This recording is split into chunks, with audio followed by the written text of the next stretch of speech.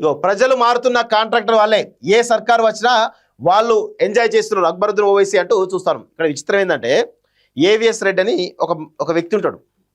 ఇప్పుడు ఈ మధ్య కాలంలో ఆయన పేరు చాలా బలంగా వినిపిస్తూ ఉంది.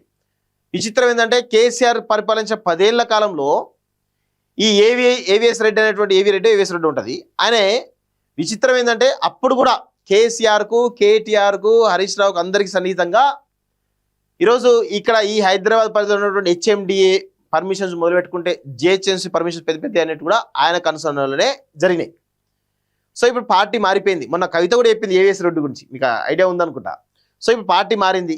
ఏవిఎస్ రెడ్డి ఏం చేసిండు మళ్ళా రేవంత్ రెడ్డి దగ్గర పోయిండు. సేమ్ గత 10 సంవత్సరాల్లో ఎక్కడెక్కడైతే ఇప్పుడు వంశీరామ్ సంబంధించినటువంటి కన్స్ట్రక్షన్ అవుతుంది అక్కడ ఏం జరిగింది ఏంది అని మొత్తం డేటా అంతా ఇచ్చేసి ఆడ ఇప్పుడు కూడా హెచ్ఎండిఏ అనుమతులు కావచ్చు లేకపోతే ఇంకేవి కావచ్చు కేసీఆర్ హయాంలో జరిగినటువంటి పెండింగ్ అనుమతులు కూడా ఇప్పుడు ఏవిఎస్ రెడ్డి రేవంత్ రెడ్డి సహాయంతో చూస్తున్నది చాలా స్పష్టంగా అర్థమవుతుంది.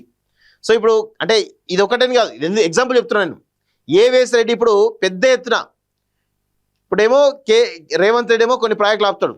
ఆ ప్రాజెక్ట్ లోపల నేను చెప్పగానే కథ ఇప్పుడు రీసెంట్గా ఏమైంది, ప్రణీత్ ప్రణవ్ గ్రో పార్క్ అని చెప్పేసి ఏది మేడ్చల్లో మేము ఒక స్టోరీ చేసినాం. పెద్ద ఎత్తున 750 విల్లాలు దాదాపు 75 ఎకరాల్లో అల్లో ఉస్మాన్ సాగర్ అని చెప్పేసి ఒక చెరువును కబ్జా చేసినటువంటి దానిలో స్టోరీ చేసినాం. తర్వాత ఏమైంది తెలుసా, ఆ బఫర్ జోన్ మొత్తం కూడా ఆక్రమించుకున్నారు. 6 విల్లాలు కూల్చేయాలి, 6-7 విల్లాలు కూల్చేయాలని చెప్పేసి హైడ్రా అలా నిర్ణయం తీసుకోవడం జరిగింది. ఒకటి. రెండోది 205, 240 సర్వే నెంబర్ ఉంటుంది, అదంతా ప్రభుత్వాలలో ప్రైవేట్ రోడ్ వేసారని చెప్పేసి అది ఉన్నది. దాంతోపాటు ఒక 5-6 విల్లాలు పోతాయి. ఆ తర్వాత మెయిన్ ఎంట్రన్సే అది కూడా ప్రభుత్వ భూమి. ఇవన్నీ లోపాలు ఉన్నాయి. అదేవిధంగా ఒక నాలా కూడా కబ్జా చేసేసారు. ఇవన్నీ ఆల్రెడీ హైడ్రా సిద్ధమైపోయిందట. ఈ క్రమంలో ఈ ప్రణీత్ ప్రణవ్ గ్రో సంబంధించినటువంటి ఈ ప్రాజెక్టులో 100 కోట్ల రూపాయలు ముడుపులు మరి ఎవరికి అందినా తెలియదు, రేవంత్ రెడ్డికి అందినాయా లేకపోతే ఇంకెవరికైనా అందినాయా తెలియదు. కానీ అందంగానే ఆ హైడ్రా ఏదైతే 6 విల్లాలు 7 విల్లాలు గుల్తా అనుకునేది మొత్తం కూడా విరమించుకునేది. ఇప్పుడు ప్రణీత్ ప్రణవ్ గ్రో అంత పెద్ద ఎత్తున నిబంధనలు ప్రభుత్వ భూమిని కబ్జా చేసి ఆ చెరువు బఫర్ జోన్ కబ్జా చేసి నాలాను కబ్జా చేస్తే ఇంతవరకు దానిపై చర్యలు లేవని అంటే మేము ఆధారాలతో సహా మేము చూపించాం కదా. 100 కోట్ల రూపాయలు ఈరోజు దొబ్బి తిన్నారట. 100 కోట్లు, ఒకటి కాదు 2 కాదు, 100 కోట్ల రూపాయలు దొబ్బి తిన్నారు. ఈరోజు చూడండి ఎట్లుందో ప్రభుత్వ పరిస్థితి ఎట్లుందో అర్థం చేసుకోండి ఇక.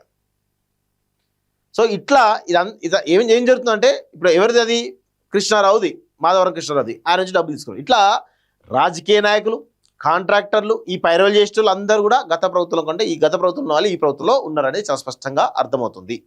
సో ఇదంతా కూడా కామన్ అయిపోయింది.